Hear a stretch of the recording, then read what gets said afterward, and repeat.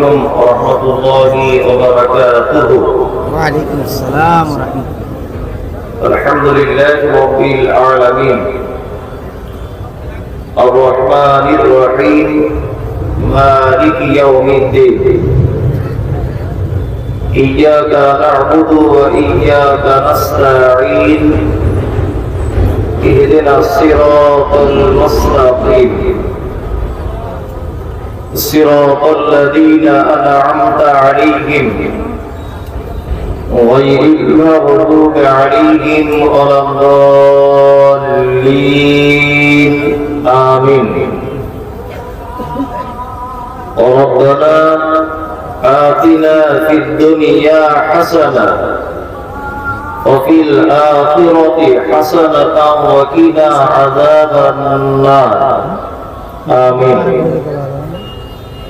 اللهم صل على محمد وعلى آل محمد كما صليت على إبراهيم وعلى آل إبراهيم إنك حميد مجيد.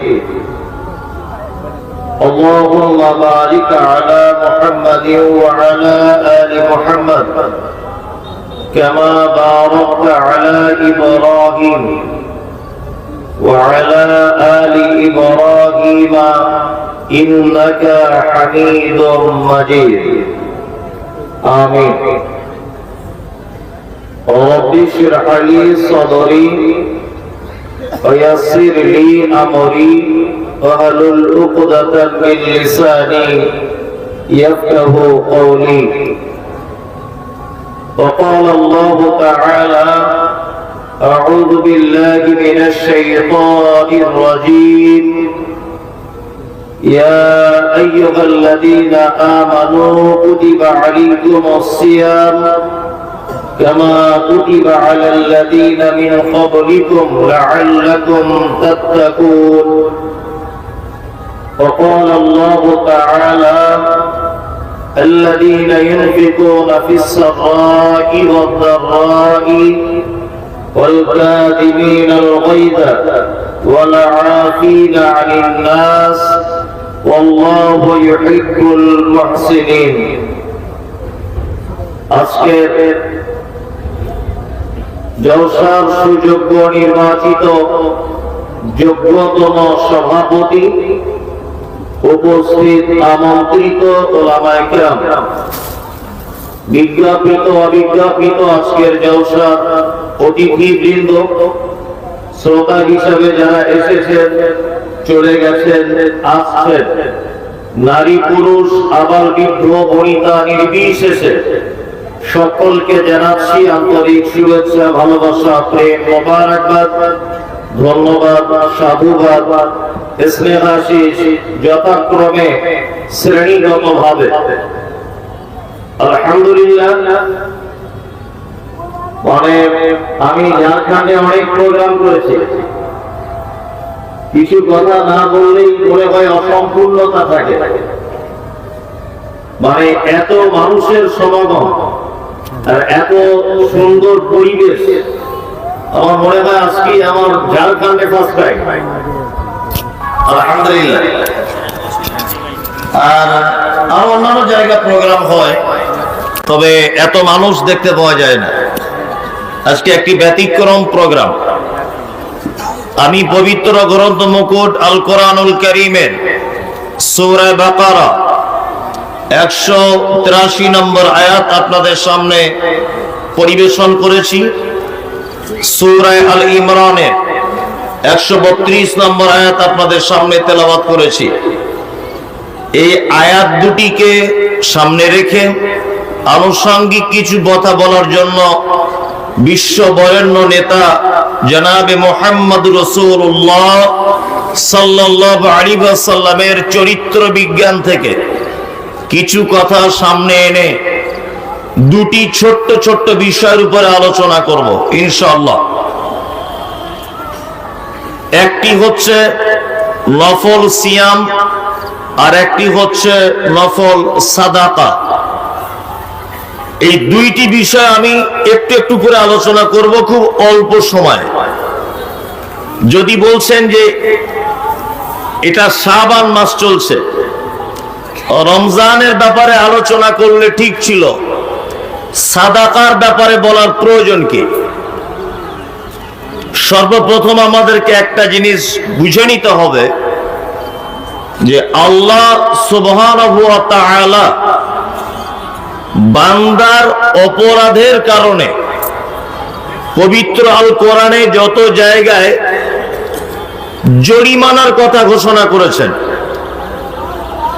প্রত্যেক জায়গাতে আল্লাহ সুবহানাহু ওয়া তাআলা দুটি জরিমানার কথা বেশি করে উল্লেখ করেছেন এবং আল্লাহ নবী সাল্লাল্লাহু আলাইহি ওয়াসাল্লাম বেশি করে দুটি জরিমানার কথা উল্লেখ করেছেন।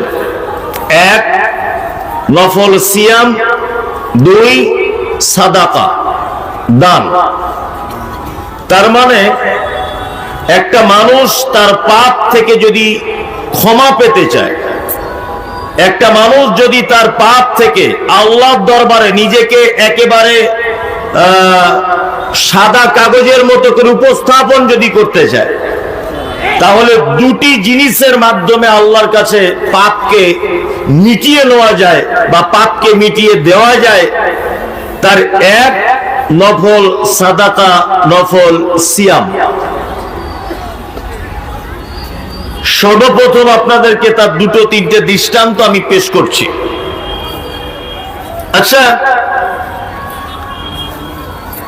আমরা অনেক সময় স্বামী স্ত্রী, বন্ধু বান্ধব, আব্বা মা, ভাই বোন ঝগড়া অশান্তি হলে অনেক সময়তে আল্লাহর কসম করি, করি না? করি। আপনার স্ত্রীর সময় সকালবেলাতে ঝামেলা হয়েছে, আপনি কসম করলেন, আল্লাহর কসম আমি তোর মায়ের বাড়িতে জীবনে যাব না, আপনি কসম করে দিলেন। রাতের বেলাতে এক জায়গায় ছিলেন, একটু প্রেম প্রীতি ভালোবাসা জন্মে গেছে, সকালবেলা উঠে আপনার স্ত্রীকে বলছেন, না রে যেটা বলেছিলাম ওটা বাদ দে, চল দুজনে চলে যাই। আপনি কিন্তু সকালবেলাতে কসম করেছিলেন, রাতে প্রেম ভালোবাসা হয়েছে, সকালে কসম ভঙ্গ করে শ্বশুর বাড়ি চলে গেলেন। আচ্ছা বলুন তো, আপনি যে কসমটা রক্ষা করতে পারলেন না, এর জরিমানা আছে না নেই? আছে। কি জরিমানা? প্রথম জরিমানা হচ্ছে 10 জন মিসকিনকে খাদ্য খেলাতে হবে। এটা যদি আপনি না পারেন, তাহলে 3টে সিয়াম আপনাকে পালন করতে হবে কসমের কাফারা হিসাবে। তাহলে এই ছোট্ট একটি পাপের জরিমানা কি? 10টি মিসকিন খাওয়ানো, আর যদি না পারেন তাহলে 3টে রোজা রাখতে হবে। আপনি হজ করতে গেলেন, শাইখুল হাদিসরা বসে আছেন, আপনি হজ করতে গেলেন, হজ করতে গিয়ে কোন একটা রুকুন আপনার ছুটে গেছে, সাফা মারওয়া সাই করতে ভুলে গেছেন, কুরবানি করতে ভুলে গেছেন, কোন একটা আপনার কাছ থেকে ত্রুটি হয়েছে এবং একটি বড় রুকুন আপনি ছেড়ে দিয়েছেন, এর একটা জরিমানা আছে। কি জরিমানা? জরিমানা হচ্ছে যে মক্কায় থাকা অবস্থা আপনাকে সাদাকা করতে হবে।